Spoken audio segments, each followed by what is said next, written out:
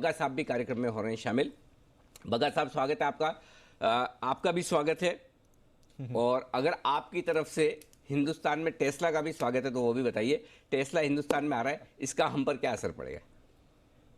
नहीं, बहुत अच्छा है अनिल जी, क्योंकि देखिए उन्होंने चाइना में एक एक साल में फैक्ट्री लगा दी थी। और सब यही कह रहे थे कि हमारी फाइलें कहाँ पड़ी हैं टेस्ला की। तो फाइनली कंपनी रजिस्टर हो गई है बेंगलोर में।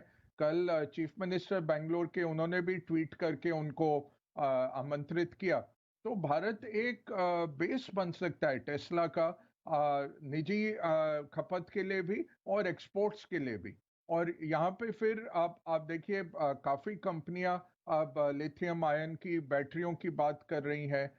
तो उसके कारण हम देख रहे हैं री-रेटिंग हो रहा है। पूरा ऑटो सेक्टर का री-रेटिंग जारी है विश्व भर में। हमने देखा जब ये बात चली एक कोरियन कंपनी के साथ करार होने की एप्पल की, तो 20% वो स्टॉक उछल गया। तो इस तरह से आप एक री रेटिंग देख सकते हैं पूरे ऑटो सेक्टर की और ऑटो एंसिलरी जो है। और स्पेशली आप देखिए जिस तरह से बैटरी मेकर्स भाग रहे हैं, क्योंकि इन सबको फिर काम मिलेगा टेस्ला आता है तो। और घरेलू खपत चाहे इतनी ना हो, क्योंकि अपर एंड की गाड़ियां हैं उनकी। तो बट एक एक्सपोर्ट हब हो सकता है भारत टेस्ला के लिए। और उनके लिए भी डी रिस्किंग चाइना से, उसके लिए भारत बन सकता है। तो बहुत ही एक ऐसा कहते हैं ना कि एक टॉप एंड की खबर आती है कि भाई कोई मार्की इन्वेस्टर भारत में आ रहा है। जैसे कोई बड़ा फंड आता है तो बिल्कुल देखते हैं री रेटिंग होती है मार्केट की। वैसा ही एक बड़ी चीज है कि एप्पल यहाँ पे अब मैन्युफैक्चरिंग शुरू कर रहा है, सैमसंग ने शुरू की हुई है, होंडाई है, और गाड़ियों वाले सारे मेजर्स थे। अब टेस्ला आते हुए बहुत ही एक उम्दा खबर है। एक बार जल्दी से बग्गा साहब से ये बात कर लेते हैं। बग्गा साहब, जैसा आप जो बता रहे थे टेस्ला की एंट्री के बारे में कि जब भी ये किसी देश में पहुंचते हैं तो काम बड़ा तेज़ी से करते हैं। बड़ी बात नहीं, साल भर में फैक्ट्री यहाँ खड़ी कर दे। तो इंडियन ऑटो कंपनियों के लिए क्या इसे नेगेटिव माना जाए? और साथ ही क्या इस लिहाज से इलेक्ट्रिक व्हीकल से जुड़ी हुई कंपनियां जो चार्जिंग स्टेशन, बैटरीज ये सब बनाती, क्या वहाँ पर कुछ मौका बन सकता है इन्वेस्टमेंट करने का? बिल्कुल मौका बनेगा अनिल जी, क्योंकि इंडिया में क्या लैकिंग है, सिर्फ कैपिटल। अदरवाइज हमारे पास ह्यूमन कैपिटल बहुत जबरदस्त है। इतने इंजीनियर्स हम हर साल ग्रेजुएट करवाते हैं। और बाकी नेचुरल रिसोर्सेज भारत के पास बहुत जबरदस्त है। तो हमारी जो खामियां हैं वो एक तो जो टैक्सेस हैं लोकल, बिजली, बिजली ज्यादातर सरकार ने अब खत्म कर दिया है, वो इशू नहीं है, चाहे उसकी प्राइसिंग चाइना से बहुत ज्यादा है।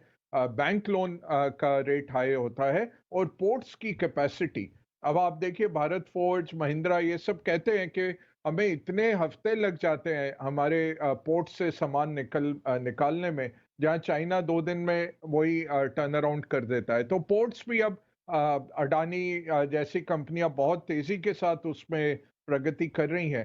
तो टेस्ला का आना बहुत जबरदस्त है। एक मैं आपको आंकड़ा देना चाहूंगा अनिल जी, कि कल ये जनरल मोटर्स, जो आप कहें कि स्टैंडर्ड ऑटो कंपनी है, उसके शेयर भागे। क्यों?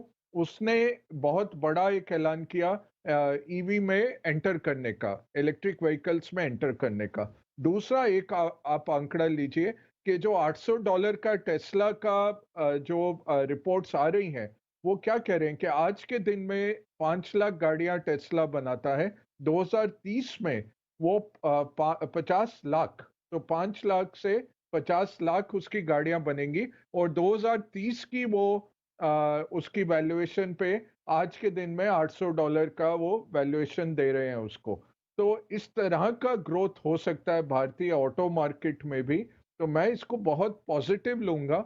और ऐसी दिग्गज कंपनियां भारत में आई नई नई टेक्नोलॉजी के साथ, उससे पूरा आपका इकोसिस्टम बेटर हो जाएगा।